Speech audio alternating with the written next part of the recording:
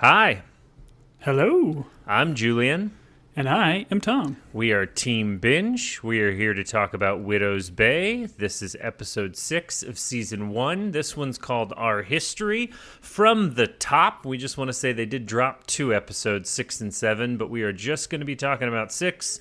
We'll come back for 7. That's a little Hold on. Did they do this on purpose? Did they do the 6-7 thing on purpose? I thought we were over that. Oh man, I was so deep into that introduction that I didn't realize you were making a joke. Tom, we typically don't make jokes until later on in the pod, so if you could refrain, we have a clear written rule. Minute 15, you can make jokes. You cannot make jokes at second 42. How dare you, sir? I would argue you ask a lot of our audience. We've never made a joke, but go on. That's fair. Based on the reviews, we have never made a joke and certainly aren't funny. That's okay. This one was called Our History. A little bit of a different pace, Tom, and I think this is why they did the 6-7-6-7, because they knew this episode was going to be different.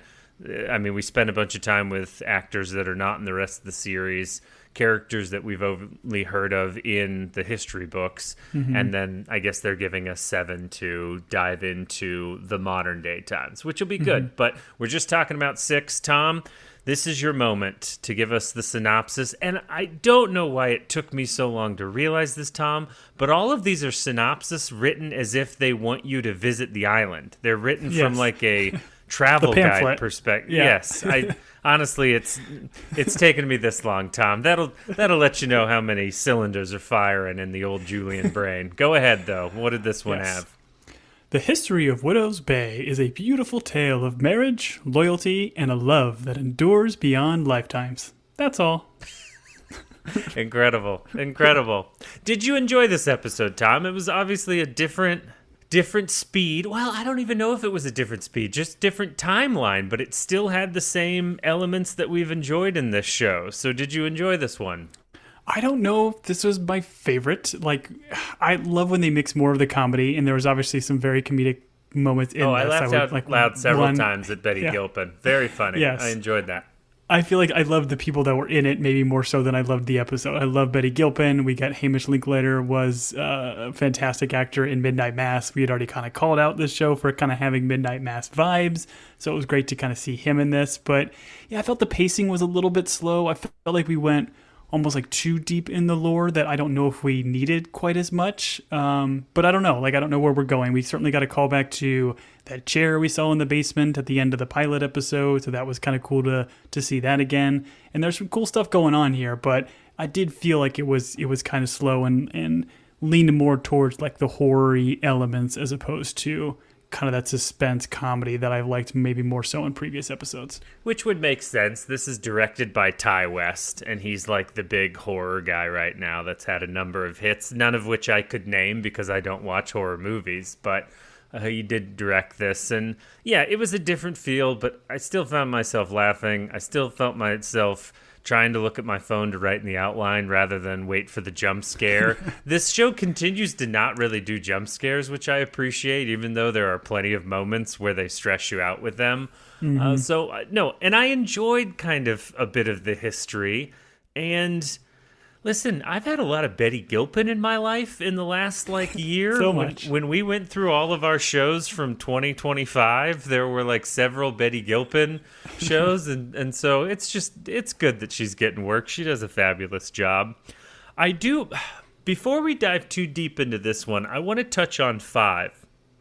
And the end of episode 5 was where we had Tom in modern day, like the flashback with his wife having some sort of issue during the pregnancy while they're trying to get off the island, right? That's what we decided that ending was.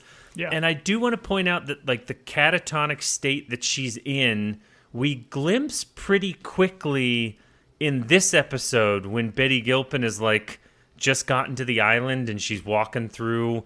This town seems to be built around a cemetery, which I would argue you kind of want to put your cemetery off in the distance, maybe not in the middle of town square. I haven't built a lot of towns in my life, but I know the cemetery typically not the center of, where everyone wants to hang out. But only pet cemeteries go in the center of town. Yes, thank you, Stephen King. didn't the people, like that person sitting in the bed, didn't you get the same vibe from his wife when they 1000%, give her yeah. that glimpse in the hospital after she's given birth, right? Yeah, it's almost kind of like the plague, I guess, got her because she tried to get off the island. But yeah, I had the same exact vibes, the way he was like sitting like straight up in bedridden. Yeah, for sure. And here's the other thing I wanted to talk about that scene, because it hit me after we talked about it last week, but there is something about, she is so very pregnant in that scene, and they are actively trying to leave the island. And I wonder if that was Tom in that moment, because she's from the island, right? And so he would have grown up with a dad. He said that his dad was constantly telling stories about like terrible things that happened on the island. He was not born on the island, he being Tom. And so I wonder if in that, like them on the ferry and them having to go back was actually Tom's call, where he was like, hey, I don't want us to have this child. I know it sounds crazy, but I don't want to have this child on the island. I don't want Evan to be born here. So let's go. Like, because typically you don't travel when you're, I don't know how long a pregnancy lasts, at 11 months. She was like 11 months pregnant probably. So I honestly, and I think that might play into a little bit of like Tom's guilt and his relationship with Evan, if he like forced her to try and leave the island to have birth, and all of that led to, you know, her passing. I wonder if that's come into play with some of Tom's issues at home and the guilt he feels, and really just why he hates this island. I don't know. Did you have any thoughts on that, or does that make sense? No, I really liked the concept when you kind of brought that up, and like why he maybe does feel like this extra sense of dread or guilt of him trying to do that. Because if his wife was truly born on the island and she couldn't leave, he was obviously putting his wife at risk for the sake of their unborn child, because, her leaving the island could have been an issue for her, not just their unborn son. So I like the idea for sure.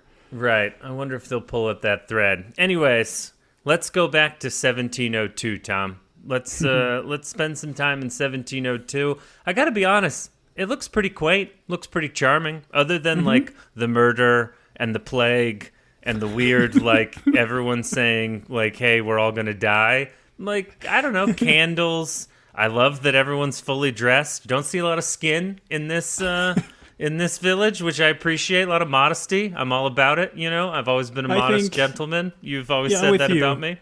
I think my favorite part of this time period is the fashion. I'm with you. Right. The long sleeves, the high collars. You can't see an ankle. I mean, I would hate to see an ankle. Just think of the riotous. Anyways, let's move on. In the recap, which I, once again, am watching for this show because you've told me it's important, we are reminded of Sarah's letter, and we see it written in real time in this episode. We're reminded that the cylinder somehow holds a heartbeat, which I guess he's like putting his blood in it. I don't know. We'll dive into that a little bit. And then the premonition that Sarah's like, I'm going to die by his hand or by the plague. And then I love the funny, and we see it play out in this episode, and I did laugh, where she's like, oh, he's standing right here. I'm just kidding. LOL. Like, all good. Good night, diary. Like, laughs nervously in diary. Like, what? I don't know. I thought that was very funny. But they gave us all that in the recap, which was helpful to recenter.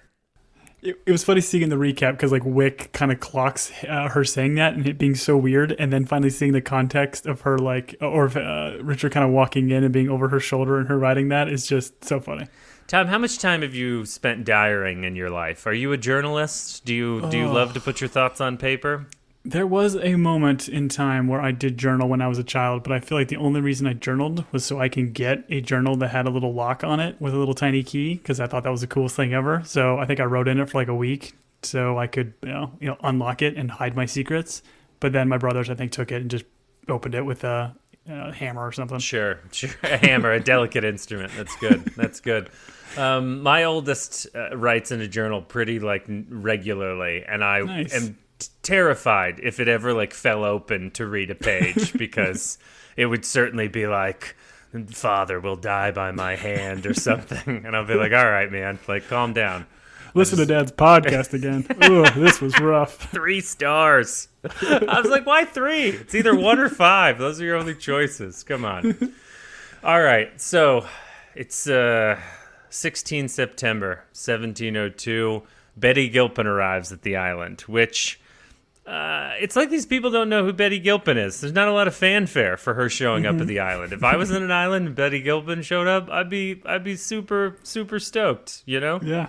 I'm with you. She's the best. Something about she plays her like period says, pieces very well, right? Like, what was the other show that you watched last year? That's what I was just gonna say. American Primeval. She wears she wears old timey garb very well. She apparently, although she's also in Glow, which is about like wrestling in the '80s. So I don't know if that translates as well, but she's doing a great job here, and she's being brought to the island to wed one Richard Warren. And Tom, I'm doing a poor job podcasting. What's your Betty Gilpin relationship? I feel like Glow was one of the first Betty Gilpin joints that I watched. I think we watched a handful of seasons of that, and then I think that show got abruptly canceled, which was kind of a bummer. Didn't get like a clean ending, but I loved her in that. And then I think everything, kind of like you, I feel like she just kind of popped up in a bunch of stuff. I feel like she was also in some sort of like horror suspense thing where she had to survive for a while, being chased by rich people or something. That was a lot of fun called too. Like The Hunted or The Hunt or something, or like The Deadliest Game with Ice-T, or I don't know.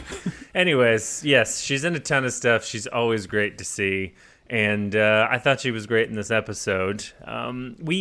As she's arriving, we get this like long-haired young guy like quoting Richard Warren, and you get the sense that he's a real hero to the town. Although, in this episode, people seem to just want to murder him. So I didn't really understand the difference between this. And was this the kid that tried to stab him in the dark? Was this guy, or was that, do we not find out who tried to stab him in the dark? I don't know. They kind of showed his face later on. Like we maybe should have recognized him, and this was the only other character I feel like got introduced. So yeah, maybe it was him. Let's call this guy Young Mr. Stabby Stab, because we don't learn his name, and I'm pretty sure he's who tries to stab the wrong person in the dark. I'm getting ahead of myself. I want to talk through that whole scene. That was great. But they seem to recognize that Richard has some sort of like supernatural hold on this island, that he's like helped them survive by his pure will. And I'm assuming, based on the recap and the other episode, that the gentleman crawling through the snow eating the black mushrooms, that's definitely Richard Warren, right? Yes, and I want to get to it when we do see like him kind of in that trance and blood on his hand. Like I was almost wondering, is there the black mushrooms, were they there too? Like, did he maybe ingest some of these and then keep some for himself for some more ritualistic stuff? I don't know. I don't know, but Tom, whenever I watch someone tripping out on drugs, I would say 99% of the time I'm like, oh, that doesn't seem like very much fun.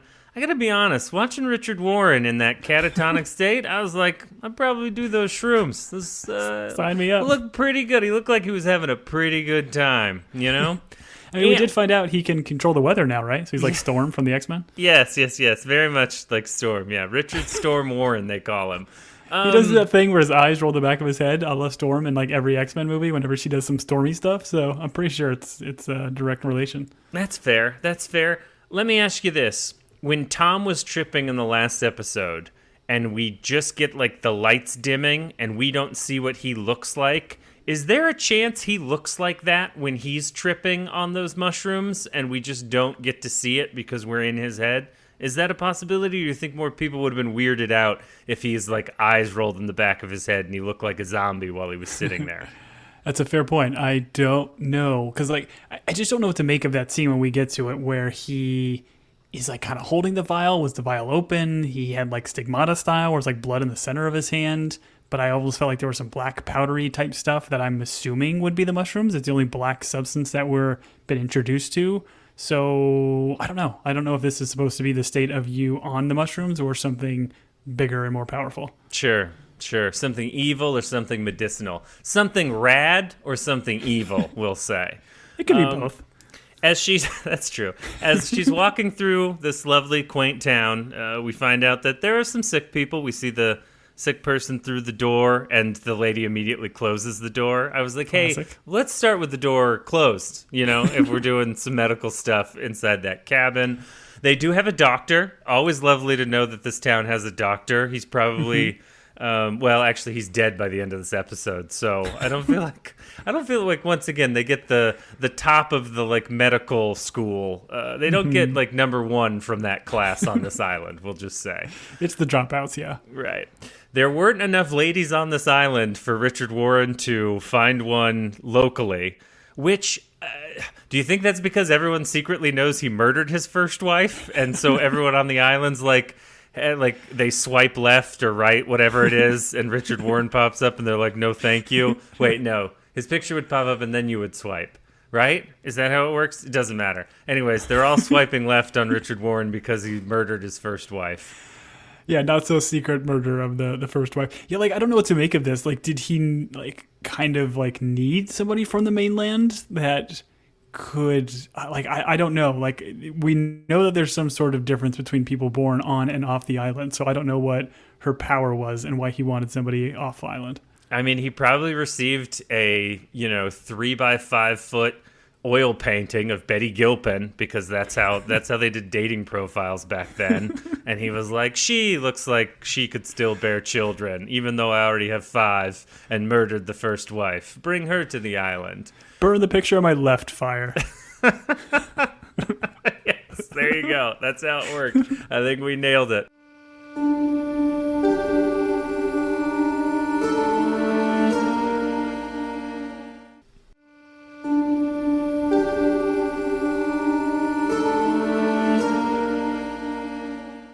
I do want to point out that, like, all of Betty Gilpin's, like, I was a spinster, I was a burden on my father, like, all of that is, I know, probably historically accurate, but the way she says it is just so funny that she's like, oh, what a burden it was to live single into my 40th year. I found myself chuckling at all of Betty Gilpin's, almost like winking to the camera of... They know what they're doing with the writing, for sure. Yeah, exactly. And I guess what I want to decide is, what was the show trying to tell us? Because the young man that picks her up seems to be infatuated by Richard Warren, although we think that he might be the one that tries to murder him only days later. The pastor gives her this speech about how great he is, and then all that kind of like unravels within a day. I mean, I guess he used to be a hero, but he's descended into madness, and so the town is slowly turning on him. Is that what we're supposed to read in all this? I mean, because we still don't really get the answer at the very end. Again, I know we're jumping around a bit, but like he's saying something about the pact and how I saved you, or it's like a life for a life. You've got to continue a life for the life, and they're like, "Cool, bro," and then they just like slowly close the lid. For a guy that's about to be buried alive for all of eternity, didn't put up much of a fight. I'm just going to point that out. Although I guess maybe some of the drug worked on him a little bit, but I don't know. I just.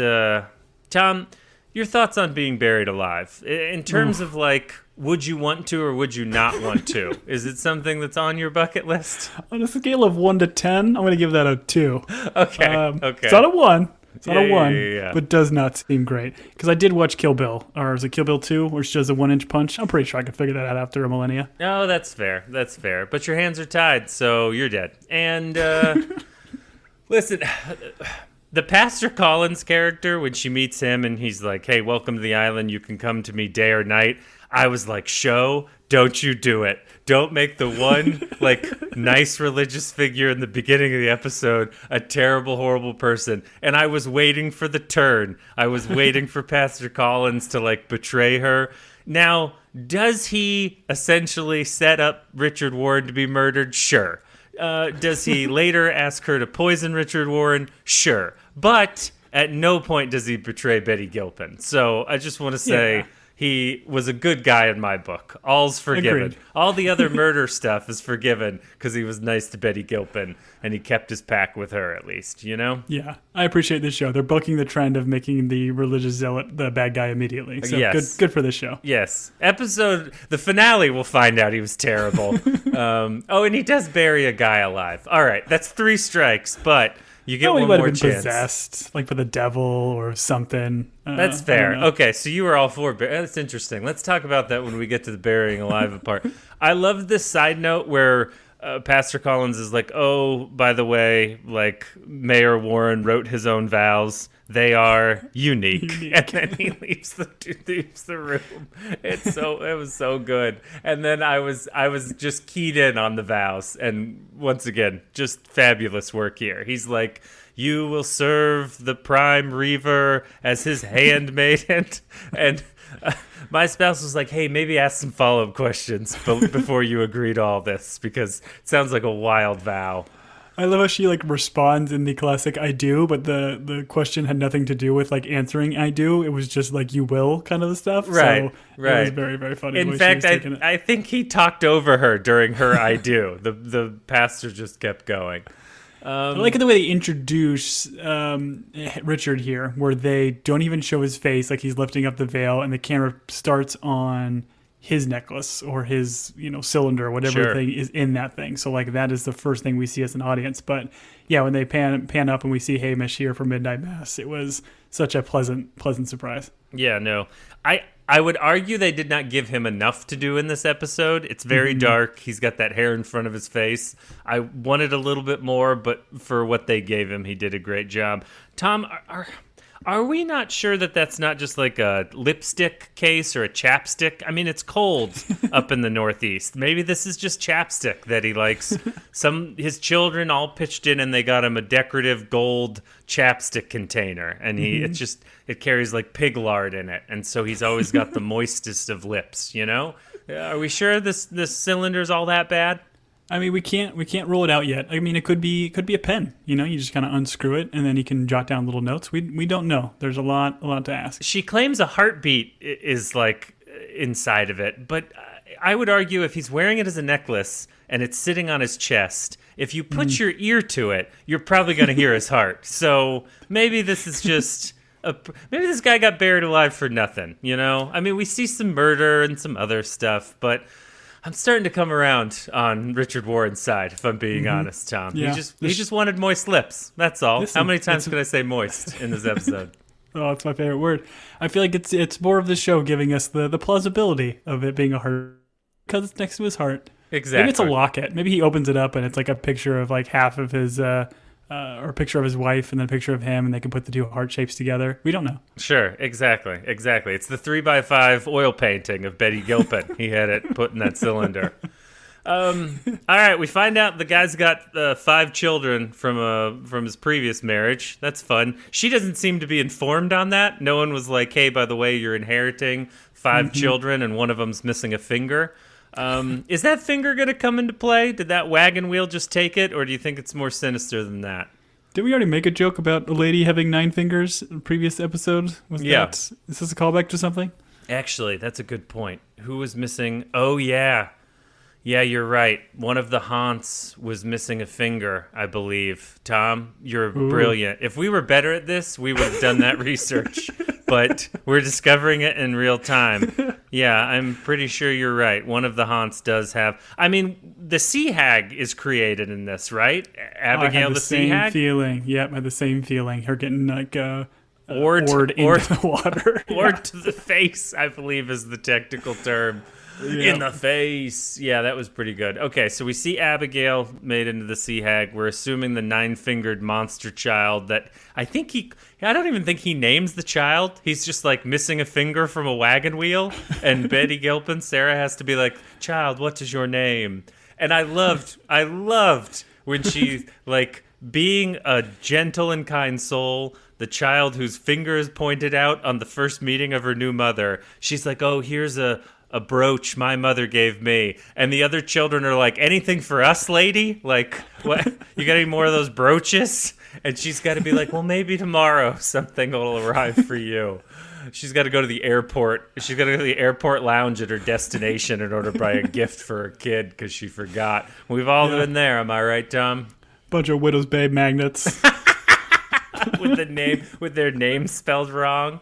Oh man, sorry child, they didn't have missing finger wagon wheel and magnet, so I have to give you this brooch my mom gave me. I feel like the names got more and more like unhinged. It was like Jonathan, Steve, wagon wheel. Like, yeah, Hamish, missing finger, 9 fingers, Logan, the bloody 9. Oh man. Anyways, well, during this meeting, or like their first night, the bells start to toll. No one seems more frustrated with bells than Richard Ward. He's like, come on, man, not again. And he leaves. What does his bells toll? Like, so yeah, he tolls, he leaves, or they toll, he leaves. They don't toll, Tom. The most assuredly on their wedding night, they do not toll. I can tell you that. Not for thee, for sure. No, But Richard and Betty not tolling, yes. Were they supposed to signify like a haunt? Like, what were they supposed to signify in the present day when we saw the bells like all locked up? I mean, because Tom hears them, right? In the present day, it's Wick ringing the bell. No, Wick does the He's siren. a siren. Yeah. So I guess, typically in an old town, it was to warn of trouble. It was like to bring, people together in order to fight a fire. I don't know. So I'm assuming he's just taking this as the pastor, someone is ringing the bell in order to inform him that something's bad is happening, but it is also part of the haunt, so I guess that's the history of the bell, Would you say Sarah got saved by the bell? No, I would say Sarah is 100% not saved in this show at all. I would say Sarah met a terrible end in that rowboat with those 5 children. Really, the question is, which child did they eat first when they couldn't find land? That's what I'd like to talk about. It wasn't that kid with a finger. So you definitely start with a kid with 10 fingers. Yeah, smart. More meat. Okay, let's move on. It's just like cannibalism. It's part of the sound's history. Yeah, like cannibalism. I love it. That's where the girl lost her finger. All right. Richard leaves, comes back. I don't care for nighttime in a cabin with a candle, Tom. Unless I have like 4 firearms, I just don't care for this. I was ready for the jump scare. I appreciate the show, like just giving us Richard in a trance. And to your point, it's like his hand is bloody. It looks like he stabbed his hand. And I thought he was like collecting his blood in the cylinder.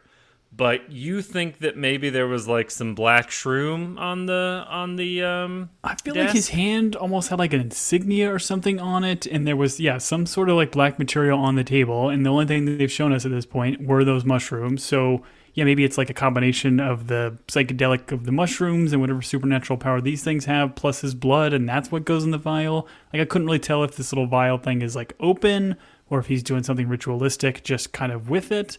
I don't know. A lot of questions. I assume just because of her heartbeat comment, although we've kind of solved that one, that the blood was in the vial. And also, I think if you're ingesting blood or you're ingesting drugs, cutting your hand open and shoving them into the wound is not the way to do it, Tom. I'm not going to ask you because I don't want to trigger anything, but I'm not a doctor. I'm pretty sure you like shove them in your gums and then you spit into a styrofoam cup and then you like play Major League Baseball. I'm pretty sure that's how you consume shrooms, but I'm pretty sure Richard doesn't floss, so he probably does have bloody gums. That's fair. All right, we've got a plague. It is continuing to rampage the town. I believe this gentleman that shows up that gives us some of the like exposition is named not Cornelius. The guy that is later, it's Ezra Lowry, which I got to be honest, I don't know if that name means anything, but it's the old guy at the table. And we find out that 20 people have been infected. And they mention the fog. So during this haunt, we also have fog. And we also get that they suffer from a headache, which brandy couldn't solve, which typically alcohol solves most issues. So I'm a little bit surprised that this plague is alcohol-proof. And we find out that Cornelius, who Ezra Lowry is telling us about, killed his wife. I gave away the lead there in a most unfortunate way. Yeah, the gouging of the eyes was a little bit rough. Yeesh.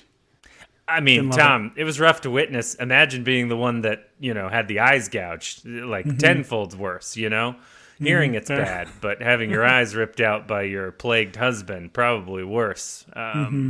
But yeah, not a great way to go. There should definitely be more firearms and swords in this village. Once again, violence can solve these things a lot of the time. We saw Wick solve the hag with a harpoon, Let's get some more guns. That's all I'm saying, Tom. Fight back against violence. I agree. Violence with violence. That's what they say. All right. We then have this. Okay, so Ezra and Richard seem to be having a really nice dinner together. As one does, Richard sends his wife away because she's being too nosy, which I didn't really appreciate. But he's like, Sarah, go away. And she's like, all right, I'm going to hang out on the landing. And then these two get into a violent scuffle, which, I mean, violent for one of them. But it turns violent because Ezra claims that Richard, has some sort of covenant with the island, that he's been able to, whisper to it and talk to it and control it. And, why isn't he doing that now? And that he's made some deal that, has to do with his necklace, which leads to Richard beating him to death with a staff, right? Yeah, it seems like it. It seems like they wanted him to have the lowercase t necklace, and instead he has this satanic cylinder-style necklace. Didn't end up going well for good old Ezra. Lowercase t, you mean across? Yeah. Across from where? Oh, sorry. I feel that joke for you every time. Yeah. No, it's tradition. It's tradition. I set you up, and you just let it go right on by. That's fine. But we do know that he's got that necklace and those super moist lips. But I like how they did this, where they shot it, where it could have been a hallucination. It could have been Sarah imagining it. Although they very quickly show us a bloody staff in the basement. But they do kind of clean this up rather quickly. So they are almost pointing out, hey, what's real, what's not? Are we a reliable narrator right now? I did not like Sarah running, getting under the covers, and then Richard standing in the doorway. Did not care for that. That was probably one of the more scary after he'd just beaten an old man with a cane. That was rough. Real rough. The cut is so good, the cinematography here, where she's lying in bed, just trying to be still, pretending she's asleep, and then you see that tear kind of go down, and then the camera changes to the next morning, still on her as she's waking up, and then the camera pans back to that doorway, and you expect is he still sitting there or standing there just staring at her? But no, he's gone, body's gone. Is this all a dream kind of thing? This is the moment I leave. If not before this, I would have left in this moment. I would not have gone to the weird hatch in the kitchen and looked down there for a body. I certainly wouldn't do what she does later in the episode. I do not have that bravery bone. But we do see that she flees the house. She goes to the pastor, and I was like, please, pastor, be helpful. Please, pastor, be helpful. And I do appreciate Betty Gilpin is very funny in this. She's rambling and very frantic. And he's like, woman, you're not making any sense. And then all of a sudden she's like, hey, Richard murdered Ezra Lowry. And the pastor's like, all right, we should let you in on a little secret. Remember when we were super cool about Richard? Well, it turns out actually he's terrible. And he's killing all of us. And he's made a deal with the devil. And we need you to help us kill him. The pastor flipped on this guy so quickly that I really feel maybe they should have met her at the dock and been like, hey, not a good time. Go back to the mainland. We'll call you when we figure this out. But instead, they've let her join in their murderous village. Essentially, the pastor's kind of using her as a means to an end, right? When they could have potentially stepped in, they then later give her the poison to kind of do it, or tell her she needs to go back and unlatch the door. Kind of keep putting her in harm's way so they can get the upper hand on him. Right. They all seem to be terrified of him, and I don't know what kind of hold he has over all these villagers, but they really need... they've called an outside hitman in to come do their wet work, and that hitman is Sarah. And so... He's like, listen, your husband is consorting with the devil. He's evil. By the way, tonight, can you leave the door unlatched? Because there's going to be some stabby at the house. And doesn't take her long to betray her family. And I would argue that if that latch was the only thing stopping these guys from murdering Richard, that maybe we're not up to the murdering that we need to do in order to free this village, right? I agree. That latch didn't even seem that strong. I mean, I feel like you can put a good shoulder through that. Oh, 100%. I mean, not me. I've got drinker's shoulders, obviously. But someone with decent, normal shoulders could definitely get through that door. Dom, I'll say it here. I'll say it everywhere. I love an angry family meeting. I love Richard at the table with his 5 children who just seem like they're living the worst life in the world. He's got a wife that's terrified of him. He's holding court. Everyone's angry. The house is upset. This is, I loved it. This felt like home to me, if I'm being honest. And actually, that's pretty unfair to my parents. Neither one of them were murderers. But yeah, this was great. I'm sorry, I didn't even see the note where you said family meeting. Yeah, you had that outline, Richard angry at table, that I put in my quotes, family meeting. So yeah, it's a classic Julian family meeting. I loved it. A lot of anger, not a lot of tears. That's the one thing. There wasn't an appetizer of tears at this family meeting. But well, we kind of jumped into it. There could have been earlier, like maybe like when they were setting the table, maybe there were some tears from these 5 children. Right, those kids definitely got grounded for playing too much N64 on a school night. All right, she unlatches the door. It's in the middle of the night. Once again, these shots of like a silhouette in the doorway always get me because as a parent, they've happened to you. You've woken up at 3 a.m. and there's a child in the doorway, and like before you end them, you realize it's your own child. But this guy shows up. I laughed so hard when he goes to her side of the bed. He raises the knife over and like, rather than screaming, rather than like saying anything, just that little like point to like, no, wrong side of the bed. She's like covering her hand, like make sure he can't see that she's pointing. It was so good. It was so good. It was so good. And so then he wanders over and stabby. So is Richard Warren, I mean, this seems pretty cut and dry that he's stabbing this guy. There's a lot of blood. So Richard Warren has made some sort of pact where he can't be killed by a bladed weapon. Is that what's happening here, Tom? That is my assumption. Like, because he's wearing this cylinder thing that is essentially maybe his heart or the heart of the island or something, it is keeping him alive. And like even at the end of the episode when he gets buried alive and then we get Wick like unburying him, I wouldn't be surprised if we see him like still alive and still kicking, the same actor. He just stretches and he's like, just blowing through nap time, huh? You know? Exactly. Oh, that'd be incredible. Yeah, I mean, the way they did the breathing as they cut to black and then cut to Wick, I think you might be onto something. But especially because he's a bigger actor, right? He's not just kind of like coming in for this one-time thing. I wouldn't be surprised if we see more of him. Same with Betty Gilpin. Like, he kind of just, goes off into the night, but maybe we could get more of her.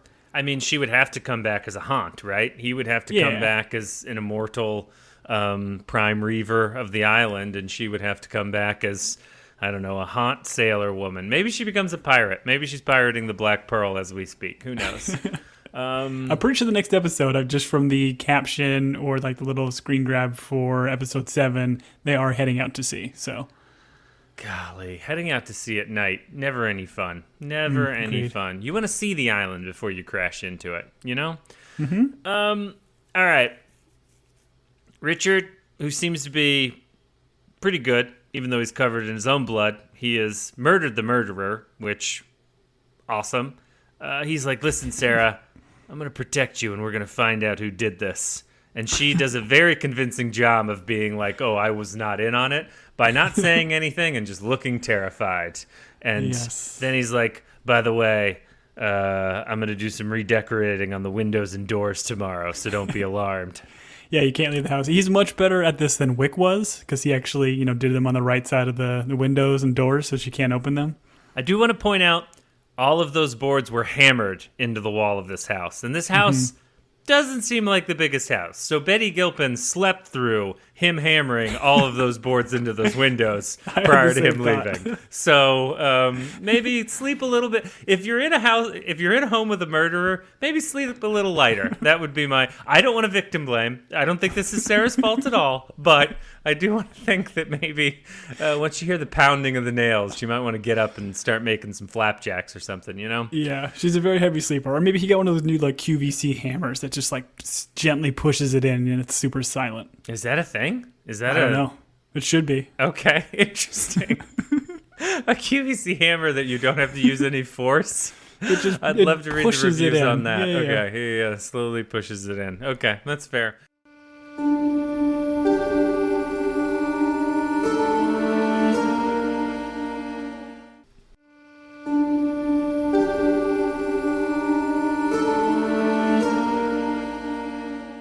All right. She's locked inside. Didn't care for this. I would stay in a locked-in house before I would go into a bloody basement with a candle, Tom. I want that on my tombstone. Would stay in his house before he went into a dark basement that was bloody with a candle. 1945 to 2031.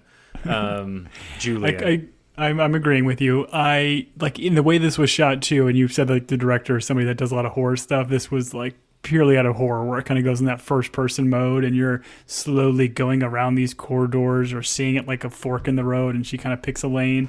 Like you assumed there was going to be a big jump scare, but again, the show holds back, which I very much appreciate, because I would be jumping out of my Exactly.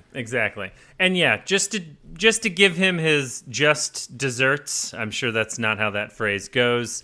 Ty West is the guy that did like X and Pearl and Maxine. He works with, I believe Mia Goth is the one that's in all those movies. Once again, I haven't seen them, but I do know a lot of people liked him. So, all right, we're in the bloody basement. We're walking around. We're like, hello.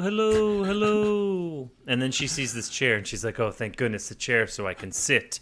My legs are tired. This is the same chair that is in front of the same door that is under the restaurant, correct? Yes, that we saw in the modern times in the first episode. And then like here we see, so it's just like with straps, like it was an electric chair. And then there's like a bonus set of basement doors, like a double doors with blood kind of leaning towards it. So I'm assuming murder happens here, some ritualistic stuff happens here, and then he pushes these bodies down into the sub basement. Sure. Yeah. I mean, you really detective that murder room quick, Tom. Do we need to come check your basement? You were like, oh, it's, and you got to have him facing the door, because when you push the body forward, it's just easier to roll them and drag them. I feel like it's some Sweeney Todd vibes. Wasn't that a thing? Like he did the thing in the barber shop and then just opened a trap door and the bodies just fall down. That was kind of what I was getting here. Maybe he's just a barber. Maybe he's never cared for it. I'm already afraid of the barber. I didn't need another reason to be afraid of the barber. I like that you continue to point out it was an electric chair, as if at some point the camera pulled out and there was a kite floating in the wind by thunderclouds, and that's how we knew there was electricity in the house, because it's 1702. Fair point. Anyways, I was wrong. I got it, Tom. You don't have to keep rubbing it in my face with your science. She discovers the well, which she climbs out of, and this is the same well from Reverend Bryce, right? That he was like, hello, into? I would assume so. And it was kind of convenient that it had a ladder into it, as opposed to just a bucket. Instead of any water at the bottom? Yeah, that's fair. This well's not doing a very good job, I guess. That's probably why no one goes to it anymore. There's just like every time we lower the bucket, it just gets blood on it. All right, so she gets out. She's running around yelling, and she breaks into a business meeting where the pastor's there with the one lady who is this the lady that is this is not the lady, this is not Abigail, is it? I don't know. I didn't clock everybody in the room because we hadn't really met. I don't think much of this gang of six here, but they definitely all should have been wearing name tags, that's for sure. It would have been helpful. Yeah. But I do love the way that she kind of comes in. He's like, all right, go get 10 men. You guys go kill Richard. And then she's like, clap, clap, let's go. Yeah, like, exactly. Her delivery was awesome. Oh, it was great. And they're like, oh, welcome to our council of the Richard Warren murderers. Please join us. We know it didn't go well last night when you tried to help us. We used to have 7. Yeah. We're down to 6. Exactly. And they don't really ask any questions like, hey, what happened to the assassin we sent last night? Instead, they're just like, hey, remember when we asked you to help us kill this guy? Similar request, different method. We're going to give you a vial of something. And it's not necessarily poison. It's just supposed to... knock him out, right? Yeah, like knock him out, paralyze him. And I like how the pastor's like, listen, you do this, you get on the boat, you leave, we'll take care of it from there. We just need you to do the most dangerous part of the job here. And think of the children. When she goes, I just met them. So good. Like, it's just so good how quickly she abandoned those children. I loved it. Oh, all right. This then leads to where we get to watch her do the last journal entry and Richard's standing there. And I enjoyed this. I thought this was fun to watch. Yeah, again, seeing it kind of come to life of her writing the whole bit about, oh, he's right across my shoulder, so I'm just kidding, JK. It was great. They're then at dinner. She pours the poison into a cup. She gives it to him, and he's like, nah, I'm cool. I just, I've decided it's dry January or something, and I don't want to drink anymore. You need a clear head to read that journal. And then she's like, well, the only way I can get him to drink some alcohol is to try and seduce him, because I guess the idea of having relations with his wife would be so terrifying that he would need to fortify it with alcohol, which is an interesting, but it doesn't work out. When he makes her drink and then she spits it back into the cup. That was so funny. It's just so funny. Oh, man. Like when he takes the drink and then they start like kissing again, I'm like, oh, is he gonna like spit it in his mouth or her mouth? Does like he know kind of a thing? But then when makes her take a swig, like her comedic spitting of it out was great. I would argue it maybe would have been better if it was like a Ted Lasso spit take and just she does it all into his face. Sure. Oh man, that would have been great. But a little helper comes out of the dark. The eldest son, I believe, hits him with a log. I think that would. I got to be honest. Did not care for that. My name is Inigo Montoya. Go ahead, Tom. He said, my name is Inigo Montoya. You kill my mother. Prepare to die. Prepare to die. I am also not left-handed. So he knows. So this kid knows that he. So this is just known that Richard's. I mean, was this the first sacrifice? Did killing his wife, is that how the village got through he took some shrooms, he killed his wife, and that's how he got these guys through that first winter? Sure. Maybe episode 8 will be flashback to this flashback. Tom, I don't understand what your job is. If I'm not allowed to ask you questions of things you don't know and you not answer them confidently, why are you here? Like, just tell me yes or no. It's not that hard. Come on. Sure. All right. Sure. All right. She takes off with the children. I love the kid being like, who are those people? Like the people going to go take care of Richard. And she's like, no one, just keep running. Don't worry about it. We're not all involved in a plot to murder the mayor and your dad. He'll be cool. Just bring your 9 fingers with me. Why is this hand so difficult to hold? And then they just keep running. Listen, when she first took that doll from that 9-fingered kid, it was like, here, I think there's something missing from this doll. I thought she was going to add a finger. Listen, I initially thought that the doll was missing a finger, and I was like, man, we really care about the fingers on this doll. But then I realized it was the child. So, all right, we're on the dock, and Abigail showing up, I got to be honest, pretty terrifying. This was probably when she goes all like zombie on them.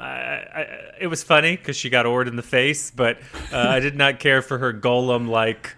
Or I guess it was more like when Bilbo wants the ring back. All of a sudden, he just turns into like an evil creature. Yeah, got ored in the head, and I'm assuming sea hag, right? That was kind of my take as well. She had kind of the long hair. Like the way they shoot it too, where she first kind of shows up on the dock and it's like lit very, very darkly. Like you can't really tell she's like covered in blood until like half a beat. And then it like goes on in her face, and it's like she's got like cuts on her face where it's like super dark blood that's making these different like just terrifying lines. It was very off-putting, and I did not love it. But yeah, it was like the veins coming to the surface. Yeah. But yeah, I'm with you. I feel like we're kind of maybe doing some origin stories of some of these haunts on the island. So maybe this is the creation of said sea hag. Now let me ask you a question, Tom. Knowing what we know about the sea hag, does some of that like some of that the sea hag is known for, was that because Abigail in her life was known for it? And I'm just asking, was Abigail going around murdering people by sitting on them? Is that something that she did in real life that she carried on into her sea hagness? I don't know. I mean, we don't know what really transpired with the husband that didn't apparently make it. So, yeah, there's questions. Again, we'll get a flashback. Okay, that's a good point. He might have died by suffocation. That's a really good point. We cut from the dock, and they have Richard tied up, and this is where he's going all like madman, gibbery jabbery, and he's like, I made a deal. He goes, I didn't make a deal with the devil. I made a deal with God. And then essentially he's like, there's a pact You guys have to honor it. It's a life for a life. So I'm assuming the bodies he's throwing in that door down below, it's like giving them a dead person to save a life person. I do want to point out, and I'm getting a little bit weary of this, Tom, is he's like, I ate the mushrooms and God told me to do this. And so are the mushrooms just in the water of this island? Like, is it all just the mushrooms, Tom? Tom, you know the answer, and that's why I'm asking you. You have to give me the truth. Sure. So unsatisfying. No, I do feel like the mushrooms are playing a lot more of a role. Like, we see them again. I'm with you. I feel like that flashback we got in the very beginning of the last episode when the mushrooms were introduced and Tom goes on them. I do think it was Richard kind of fighting these mushrooms and then starting all these shenanigans that are happening. But, like, he seems to know clearly that this is tied to the terror, I guess, that's on the island. I feel like we almost get like a Jack from Lost kind of thing, like we have to go back kind of thing, where he's just saying like, you've killed them all, I will let them leave. I don't know, but again, like maybe the show's doing that thing where it's giving us some like a runway for believing in the not supernatural. So when he's shouting, you killed them all, this is where he's mentioning his children, right? And the pastor's like, oh, they've left the island, and he is the one he's made some sort of pact where they can't leave the island, or someone has made a pact, because he realizes in this that if his kids leave the island, they're going to die, or they're not going to make it off the island. So I believe that's why he's shouting, you killed them all. But yeah, I'm interested, other than the plague, were there other mentions of terrors in this episode? Was there anything else that was murdered or killed other than the plague? Well, I just don't know. Like, he seems to be just killing people willy-nilly. Like, we know he killed at least a couple people in this episode, and his wife previous. Like, he might see all these other people trying to stop him as these terrors, but I feel like at one point he says, like, these terrors will not stop. And maybe he's the one creating these additional haunts by being possessed by whatever is around his neck. I also find it interesting that they don't try to take what is around his neck. They don't... try to... Oh, they do. The pastor pulls it off his neck before they throw him into the casket. Oh, did they? Yeah. Oh, I missed that entirely. Okay. Yeah, no, he pulls it off of his neck. And, no, I think it would be funny if, like, the town's newspaper was like, once we buried him alive, everything went back to normal, and we were all good. And it was just some dude on shrooms murdering people left and right. Which, maybe that's the story of the clown guy. Maybe that's the story of the boogeyman. Maybe it's just like every once in a while some grown men trip on mushrooms and start murdering people on this island, and that's how the legends are all born. I don't know. Who knows? We'll never know, Tom. They're not going to give us the answers. They're going to cancel the show before the finale. I can feel it. Tim Cook's going to come in and say America doesn't deserve a finale of this great show. Although I don't think he works for them anymore, but that's okay. We hard cut, and we get... I have a strong guess. Where do you think Wick is digging? Oh, he's definitely digging this man's grave. Richard Warren's grave, right? Yeah, not digging his grave. He's digging his body up, I would assume. Correct. It would be weird to try and rebury him, because it seems redundant. But yes, yeah. So what's your take here? Like, I thought he might still be alive if he still had this necklace on, but if you're saying that the necklace did get yanked from him before he went in, even though we did get a little bit of like heavy breathing before the hard cut, what's your take? I think he's dead. I think it's too supernatural if a guy from the 1700s just comes to life. I think we're finding some bones and maybe some scratching on the lid of the casket, but I think... Well, what's Wick doing? Is Wick trying to find this, like, cylinder, the beating heart or whatever, and now he's going to open it up and realize it's not there? Is that kind of the thing? Oh, I didn't even think of that. But yeah, I mean, that's what he's going for, because he's the one that was there when they read the letter, and he clocks it. And so, yes, I would assume he's going for the cylinder. And you're right, he is going to find that it's not there because they yanked it off his neck. And I don't think I made that memory up. I'm pretty sure I clearly clocked that they took the cylinder from him. So, okay. Yeah, I mean, I'm excited. The nice thing is, Tom, we only have to wait 12 hours, and then we'll discover what episode 7 holds. I know it was different, but I did enjoy this one. I think if you're going to bring in Betty Gilpin and the guy from Midnight Mass, then I'm going to enjoy it because they're all doing fabulous work. That kid with 9 fingers, she did fabulous work. Mary is her name, or Finger Removed by Wagon Wheel, I believe is her full name. Yeah, I'm with you though. Like if you're going to do this type of episode, you got to have some like powerhouse actors that really know the genre well, or like do these period pieces well, and both of those actors did a phenomenal job. And okay, if this is all we get of them, or if we get a little bit more, I'm good with that too, just some like maybe quick flashbacks. But I think the pacing was just a little bit off, and like normally when Apple does this, if they release like 2 at a time, it's usually because of the idea of like a holiday or something like that. But the fact that we did have this kind of just purely flashback episode, I appreciate them giving us another one, so we stayed right in on the show. I agree. Well, let us close the door on episode 6 and move into our most popular part of the podcast, Tom, Audience Corner. And we have appreciated people reaching out to us. Jimmy, cut that noise from him. Just have me talking, please. We have had people reach out to us. We've really enjoyed it. And so we got an email from Cora, and I want to give Cora a lot of props. She has brought some things to our attention, which I find, Tom, that this show is so well done on the, like, micro level that I don't spend a lot of time looking at the macro, like, theorizing. And I know we did it with this episode because they brought in some of the history, but Cora, who wrote us a very nice email, brought up that, like, hey, isn't it a little bit weird that we don't see any spouses or significant others on this island? This island that's named Widow's Bay. Her point was like, hey, like, is everyone a widow or a widower? And she specifically points out, and I don't know that I clocked this at the time, but the police chief is the only one who we've seen have a spouse, and we haven't seen her. We've just heard him talking to her on the radio. And so Cora's question is like, does she exist? Is that just the sheriff talking to a ghost? Who is that? What is that? And so I did think that was interesting. She was also like, the women that really hate Patricia, none of them ever seem to be out with their spouse. And I would argue that's because they're mean. Their spouses don't want to hang out with them. But it could also be because they don't have any. So I just want to give a shout out to Cora. That I thought that was a great point, and it is funny that the show in the title is Widow's Bay, and I don't think it dawned on me until Cora wrote that hey, they might all be widows, they might all be widowers, So I thought that was interesting.